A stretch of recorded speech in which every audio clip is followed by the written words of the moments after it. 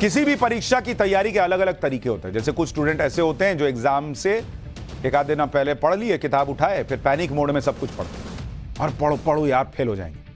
कुछ स्टूडेंट ऐसे होते हैं जो पूरे साल थोड़ा थोड़ा पढ़ते रहते हैं और परीक्षा के दिनों में भी एकदम चिल रहते हैं। इस वक्त देश की राजनीति में भी हमारे नेताओं की सबसे बड़ी परीक्षा यानी 2024 का लोकसभा चुनाव आने वाला है। इस परीक्षा में एक तरफ नरेंद्र मोदी हैं जो लक्षद्वीप के बीच पर घूम रहे हैं, देश के लिए काम कर रहे हैं।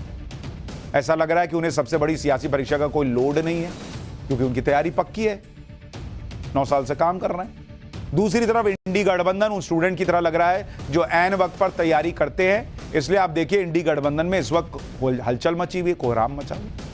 यात्राओं के बड़े बड़े प्लान बनाए जा रहे हैं, सीट शेयरिंग के फॉर्मूले निकाले जा रहे हैं, बैठकों की मारामारी हो रही है। जैसे आज दिल्ली में इंडी गठबंधन की पार्टियों में सीट शेयरिंग को लेकर एक बहुत अहम बैठक हुई। कांग्रेस और आम आदमी पार्टी के नेता सामने सामने बैठे कि आओ हम लोग जरा सीट शेयर करें। बैठक को इसलिए बहुत अहम माना जा रहा है क्योंकि इंडी गठबंधन की दोनों पार्टियों में अभी तक भयंकर टकराव दिखा। इनके बीच सीट शेयरिंग कोई आसान थोड़ी है। कांग्रेस एक सीट छोड़ने को तैयार नहीं, केजरीवाल छोड़ने को तैयार नहीं। इसलिए आज इन दोनों पार्टियों की पहली बैठक होना ही इंडी गठबंधन के लिए बड़ी राहत की बात बताई जा रही। यह वैसे ही है जैसे किसी स्टूडेंट ने जो किताब भी नहीं उठाता था, एग्जाम की तैयारी क्या करेगा, उसने परीक्षा के पहले अगर पढ़ने का मन बना लिया और किताब उठा ली तो घर वाले इसी में खुश है कि किताब उठाया तो सही, लेकिन बॉस किताब उठाने से परीक्षा पास होती है। इसी तरह से बैठक कर लेने से सीट शेयरिंग थोड़ी हो जाएगी। कल महाराष्ट्र में महाविकास आघाड़ी में भी कांग्रेस, एनसीपी और उद्धव गुट की शिवसेना के बीच सीट शेयरिंग होने की बात है, उसके लिए बैठक होगी। इससे पहले बिहार में सीट शेयरिंग को लेकर रविवार को कांग्रेस, जेडीयू, आरजेडी की बैठक हो चुकी है। यानी अब ऐसा दिख रहा है कि सीट शेयरिंग को लेकर इंडी गठबंधन की गाड़ी कुछ आगे बढ़ रही है। सूत्रों के मुताबिक कांग्रेस का टारगेट इस महीने के अंत तक सीट शेयरिंग को फाइनल कर लेने का है। लेकिन ये सब बैठकें, ये बातचीत भी इंडी गठबंधन के नेताओं की बेचैनी को छिपा नहीं पा रही। इसलिए अब इंडी गठबंधन के नेता इस लेट लतीफी के लिए कांग्रेस को कोस रहे हैं। एक बार सुनिए नीतीश के लोग क्या कह रहे हैं, फिर आपको बताऊंगा आज की मीटिंग में क्या हुआ। जो गति, जो स्पीड भारतीय जनता पार्टी से लड़ने के लिए इंडिया गठबंधन की होनी चाहिए थी, वो नहीं है। आज तक जिस दिन मैं आपसे बात कर रहा हूं, ना तो इसका कोई संगठनात्मक ढांचा है, ना सीट शेयरिंग कोई फाइनल दौर में है, ना इसका कोई जॉइंट मैनिफेस्टो है। आज का दिन अपनी पार्टी को मजबूत करने का नहीं, इंडिया गठबंधन को मजबूत करने का है। मार्च के पहले सप्ताह में चुनाव की घोषणाएं हो जाएंगी और उस समय श्री राहुल गांधी जी की यात्रा चल रही होगी। राहुल गांधी जी की यात्रा के हम प्रशंसक रहे हैं, उससे जन चेतना आई है, इसमें दो राय नहीं है। लेकिन आज कांग्रेस की यात्रा के बजाय इंडिया गठबंधन की यात्रा निकलनी चाहिए।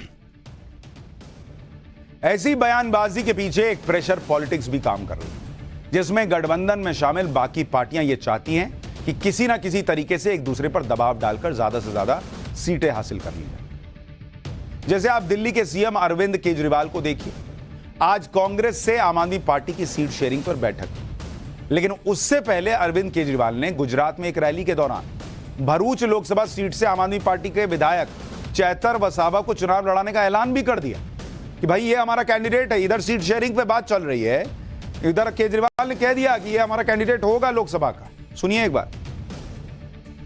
आज मैं ऐलान करना चाहता हूं, आम आदमी पार्टी की तरफ से आने वाले लोकसभा चुनाव में भरूच सीट से चेतन वसावा लोकसभा का चुनाव लड़ेंगे। इंडी गठबंधन में कई पार्टियां हैं, लेकिन किसी भी पार्टी ने अभी किसी भी सीट पर अपने उम्मीदवार की घोषणा नहीं की क्योंकि सब पार्टियां सीट शेयरिंग को फाइनल करने का इंतजार कर रही हैं। लेकिन अरविंद केजरीवाल जी ने इंडी गठबंधन में चर्चा किए बिना भरूच सीट पर अपनी पार्टी का रुमाल डाल दिया कि ये हो गया हमारा, 22 सीट से तो आम आदमी पार्टी लड़ेगी। जबकि अगर कोई गठबंधन होने की उम्मीद है तो आपको गठबंधन के साथियों से चर्चा ना करनी चाहिए बॉस कि कौन कहां से लड़ेगा। इन्होंने घोषणा कर दी। सीधी सी बात है कि ये सब स्टंटबाजी है जो एक दूसरे पर प्रेशर डालने के लिए है और जिससे सीट शेयरिंग की बातचीत में एक दूसरे से ज्यादा सीटें खींचने के लिए यह सब किया जा रहा है। वैसे अभी तो यह भी तय नहीं है कि गठबंधन होगा या नहीं, क्योंकि सीट शेयरिंग को लेकर कहीं कोई भी बातचीत पूरी नहीं हो पाई। जैसे आज कांग्रेस और आम आदमी पार्टी के बीच सीट शेयरिंग को लेकर पहली ऑफिशियल मीटिंग। इस मीटिंग में दिल्ली के आम आदमी पार्टी के नेता थे और दिल्ली के कांग्रेस के नेता थे, जैसे आम आदमी पार्टी से आतिशी, संदीप पाठक, सौरभ भारद्वाज, कांग्रेस से मुकुल वासनिक, अशोक गहलोत, भूपेश बघेल, सलमान खुर्शीद और दिल्ली कांग्रेस के अध्यक्ष अरविंदर सिंह लवली थे। लेकिन इस मीटिंग में कोई फैसला नहीं हो पाया। दोनों पार्टियों ने अपनी अपनी मांगे एक दूसरे को बता दी, हमको इतना चाहिए, हमको इतना चाहिए। अब इन मांगों पर पार्टी के आला कमान से बातचीत होगी, फिर इसके बाद दूसरी मीटिंग होगी, यानी एक तरह से मीटिंग खेल रहा है। अभी कुछ तय नहीं कर पाए ये लोग। कैमरे के सामने तो सब कह रहे हैं कि पॉजिटिव हैं, लेकिन जब मीटिंग्स में कोई रिजल्ट ही नहीं निकल रहा है, जब एक दूसरे के खिलाफ माहौल बनाया जा रहा है, तो फिर कैसे कह सकते हैं कि एक दूसरे के साथ हैं भाई और मिलकर चुनाव लड़ लेंगे।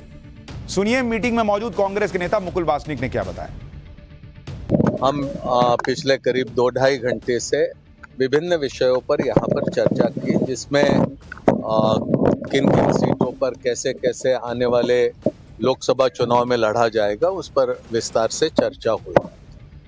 चर्चा आगे में चलेगी और कुछ ही दिनों के बाद हम फिर मिलने का हमने फैसला किया है, जिस पर अंतिम रूप हमारे सीट शेयरिंग के संदर्भ में करने का प्रयास किया जाएगा। दिल्ली के लिए तो आम आदमी पार्टी और कांग्रेस के लोग बातचीत कर रहे हैं, लेकिन अगर दिल्ली पर बातचीत बन भी गई तो पंजाब का क्या होगा। पंजाब का हाल यह है कि वहां कांग्रेस और आम आदमी पार्टी एक दूसरे को डेली कोस रहे। कोई दिन ऐसा नहीं जा रहा जब एक दूसरे के खिलाफ ये लोग बयान न देते।